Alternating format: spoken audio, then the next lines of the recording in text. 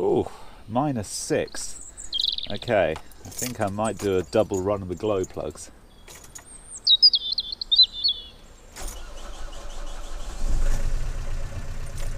So that's alright. Fuck, it's cold. Stop swearing.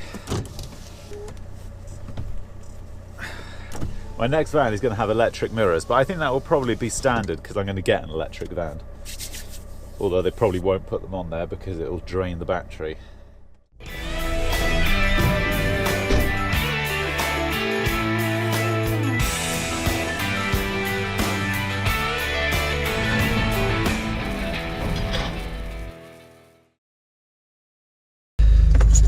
Right, today is day one of flat rewire. It's a little 3-bedroom flat rewire I've got. So it was actually the one which I quoted for very briefly the other day. You saw me getting in the van and there was that little white Volvo across the road everybody was asking questions about.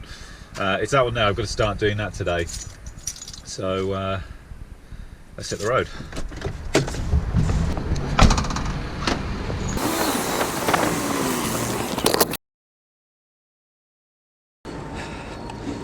All right, now we've got our materials. Let's go and turn it into some cash.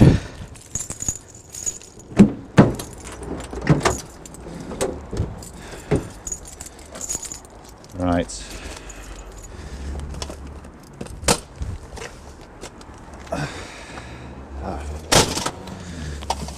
Whatever.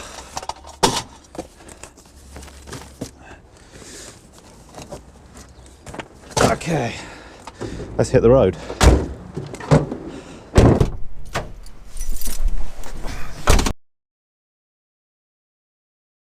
So we're in the corner of the living room here and I'm just putting the first sockets in now.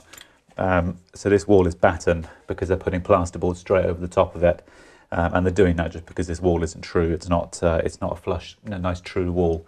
So they're battening it just to give a nice smooth finish. So I've just run my cables behind this batten and I'll just put a bit of PVC channel over them.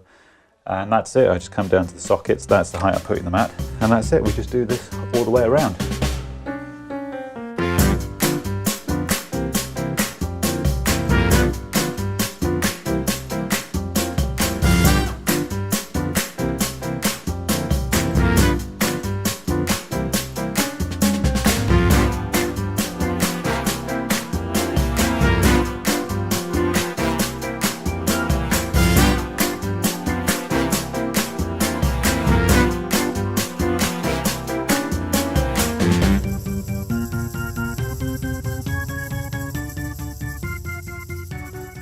Okay, so that's the sockets at the back of the living room now in.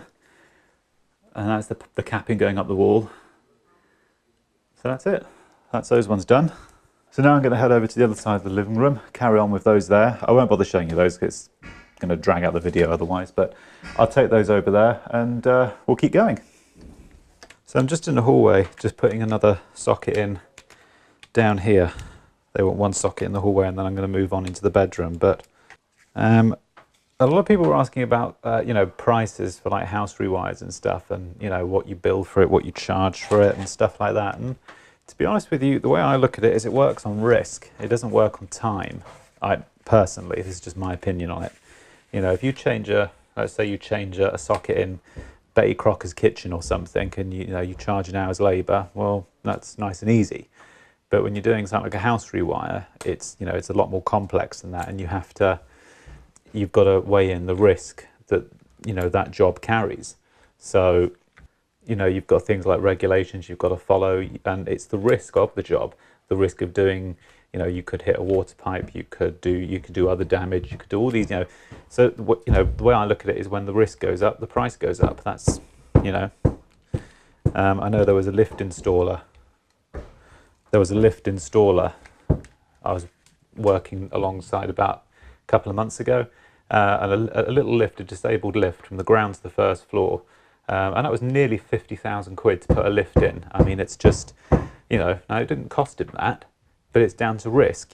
Lift installation is obviously it's a high risk job. So, when the risk goes up, the price goes up. That's how I look at it, and there's no point doing a job for peanuts. If you're going to do a job, you've got to earn some good money on it.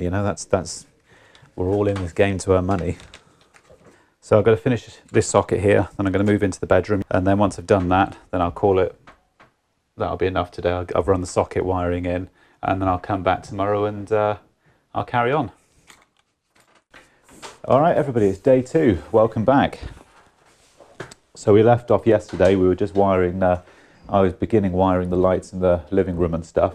So we've dropped our feed-in down to the switch. I personally prefer to take feed-ins and feed-outs, your permanent lives. I like to take them to the switch rather than have a junction box up in the ceiling because I think it's easier for ongoing maintenance and stuff. So we had our feed-in going down to the switch, and I'm now just going to run the switch wire from here out to all the lights in the ceiling. So in here they're having 9 down lights. So I've just measured them out and we'll start installing it. So on the ends of the cables here, I'll just mark it up as, I'll put one as switch wire.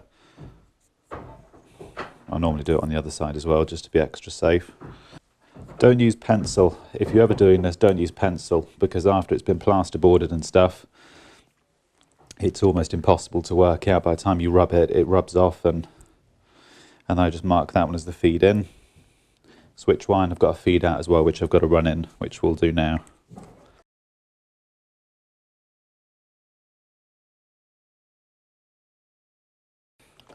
Now for most electrical boxes and stuff, I tend to use, for fixing boxes or anything of this sort of nature, I tend to use 10 gauge screws. Most of the time, a lot of people use 8 gauge screws, so like 1.5 inch 8s, that's the common term for them. I prefer to use 10 gauge screws. They're just a bit chunkier, and I always like single thread screws. So 10 gauge single thread screws are my personal preference, just because I think they're a little bit fatter and they give a better bite.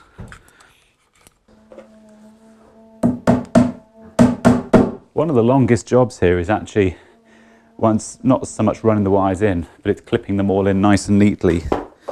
That actually takes the longest amount of time.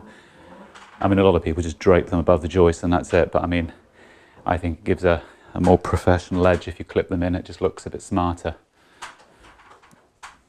But it does take a bit of time to do it, unfortunately. But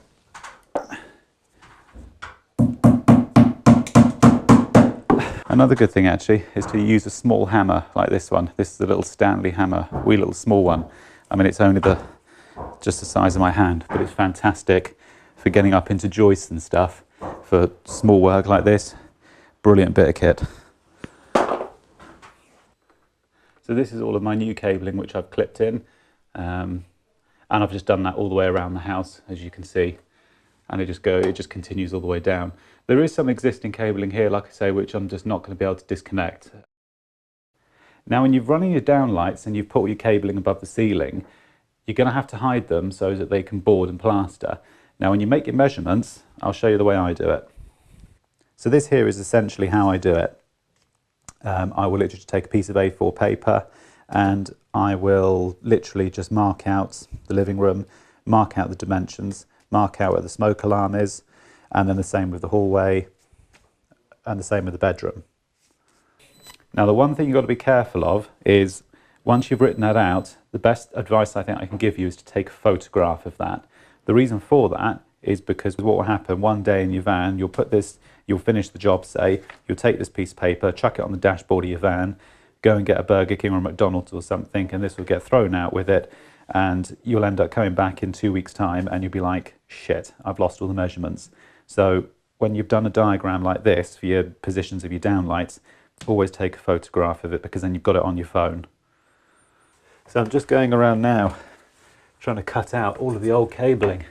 Now if you're working in shared properties like this, where there's a flat above, you've got to be really careful, because their socket cabling is also running this floor void here.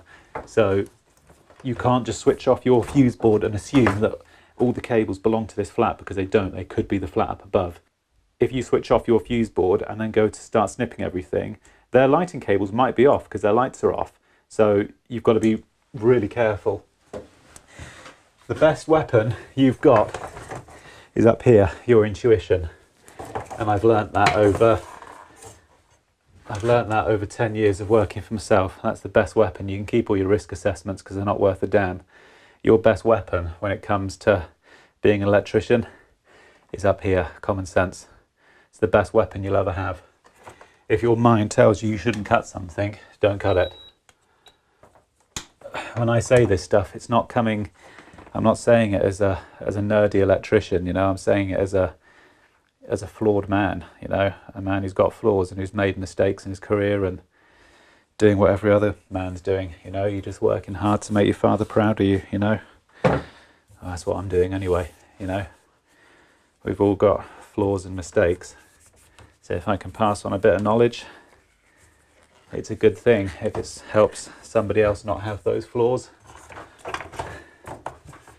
Anyway, I'm going to finish ripping this out. This is the last cable I've got to rip out because these are for upstairs. And then I'll load up and I'll see you out at the van. All right. Now, I don't even know what time it is. I think it's about 4 o'clock. I don't know. Just gone 4 on a Friday.